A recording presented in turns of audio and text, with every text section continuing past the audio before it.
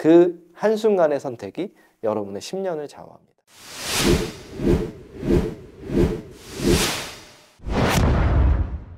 이직을 하시게 되면 우선은 검색을 먼저 하시는 것 같아요. 인터넷이나 뭐 채용 공고 사이트, 채용 사이트 이런 데를 통해서 내가 갈 수 있는 곳 또는 가고 싶은 곳을 어떤 곳을 선택해야 되는지 그걸 많이 찾아보시는 것 같은데, 그래서 오늘 준비한 건 채용 공고를 보시면서 조심하셔야 될 부분, 채용 공고편 준비해봤습니다. 채용 공고를 보시면 뭐 하루 이틀 보시는 게 아니라 하루 이틀 이상 엄청나게 검색을 많이 해보시게 될 거예요. 인생에서 정말 중요한 포인트니까요. 몇 가지 눈에 보이시는 게 있을 겁니다. 첫 번째로 보셔야 되는 건 총무에 대한 채용 공고가 많이 올라오는 곳이 있으실 거예요. 설계사에 대한 채용 공고도 올라오지만 총무, 스텝에 대한 채용 공고가 많이 올라오는 곳이 있을 겁니다. 어떤 이유가 있길래 총무를 그렇게 자주 뽑을까요? 바로 관리자의 인성이 문제인 곳이 많습니다. 조금 일반화해보면 관리자나 리더의 인성에 문제가 있거나 또 이분의 인성이나 인간성은 좋은데 불법적인 일을 시키는 경우가 있어요. 뭐 예를 들어서 우리 판매 7단계 뿐만 아니라 품질 보증 해지를 막기 위해서 꼭 지켜야 되는 3가지가 있잖아요.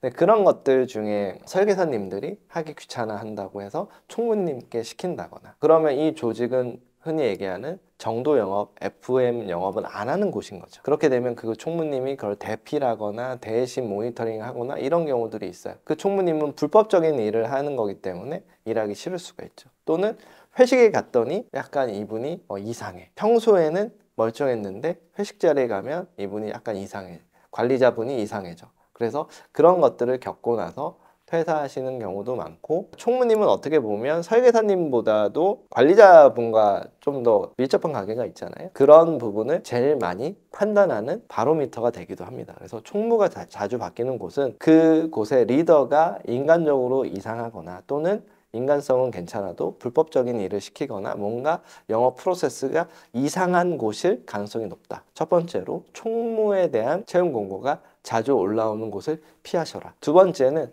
설계사님에 대한 채용 공고가 자주 올라오는 곳도 피하시기 바랍니다. 왜일까요? 설계사에 대한 채용 공고가 자주 올라오는 건 자연스러운 일이 아닐까요?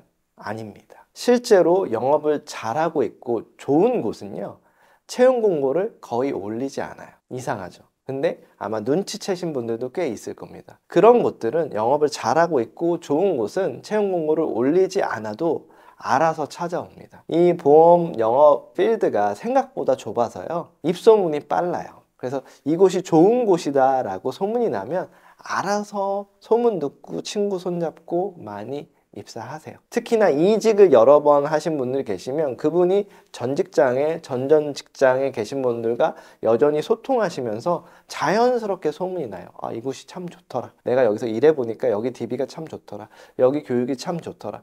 이런 식으로 소문이 나면서 실제로 채용 공고 올릴 틈도 없이 그렇게 입사를 많이 하기도 합니다. 저희 사무실 얘기하는 거 아니냐고 물어보시는 분도 계실 텐데 저희도 마찬가지예요. 실제로 저도 채용 공고를 거의 못 올리고 있고요. 채용 공고 올릴 시간이 없을 정도로 입사 문의가 스스로 찾아오시는 분들이 많고 부담스러울 정도로 신입교육이 계속 이어지다 보니까 사실은 신입교육하느라 외부 강연이나 외부 강의를 거의 못하고 있어요. 뭐 매달 해야 되는 게 사실 정상인데 1년에 거의 한두 번밖에 못할 정도로 지금 제 몸이 여러 개이면 좋겠다는 생각이 들 정도라서 이런 곳들이 의외로 많다는 거죠. 정말 잘 되고 좋은 곳들은 의외로 채용 공고를 올리지 않습니다. 총무 채용 공고나 설계사 채용 공고가 많이 올라오는 곳은 어떻게 보면 다 이유가 있는 거죠. 설계사 채용 공고가 많이 올라온다? 그러면 거기는 육성에 실패하고 있는 곳일 가능성이 높은 겁니다.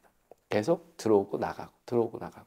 육성에 계속 실패한다는 건 그분이 그 조직이 영업에는 실력이 있을지 몰라도 육성에는 실력이 없는 거예요. 교육에는 실력이 없는 거일 수 있습니다. 그러다 보니까 그런 채용 공고가 자주 올라오는 곳들은 아이러니하게 꼭 피하시기 바랍니다. 그것만 유념하셔도 우리가 흔히 얘기하는 입사했다가 방치당하는 거, 그거를 피하실 수가 있어요. 채용 공고를 자주 올린다는 건 결국은 많이 나간다는 거기 때문에 많이 나가는 곳은 교육 시스템이 훌륭하지 않다는 거예요. 그러면 그런 곳에 간판만 보고 멋들어진 채용 공고만 보고 입사했다가는 결국은 똑같이 방치당하기 십상입니다. 또 하나, 세 번째로 채용 공고가 아닌데 채용 공고스러운 것들이 올라오는 것들이 있죠. 바로 인스타그램. 인스타그램에서도 똑같아요. 어떤 걸 조심하셔야 되냐?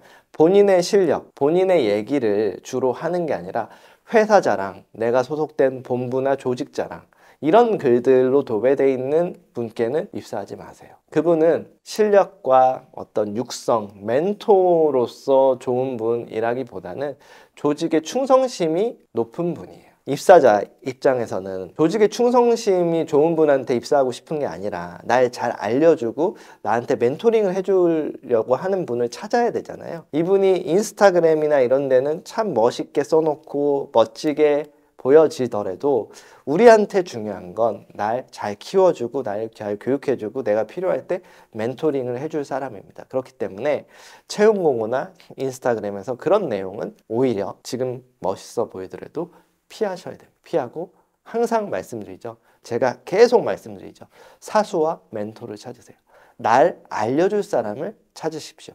그래야 성공합니다. 그 한순간의 선택이 여러분의 10년을 좌우합니다. 영업 10년이 결국은 어떤 사수를, 어떤 멘토를 만났느냐에 따라서 결정되니까요. 이 부분 꼭 명심하시기 바랍니다. 오늘 채용 공고 편 말씀드렸고요. 다음 편에서 또 조심하셔야 될 거 말씀드릴 테니까 좋아요, 알림 설정 부탁드리고요. 여러분들의 구독, 좋아요, 알림이 저희 영상 만드는데 큰 도움이 됩니다. 다음 편에 또 찾아뵙겠습니다. 감사합니다.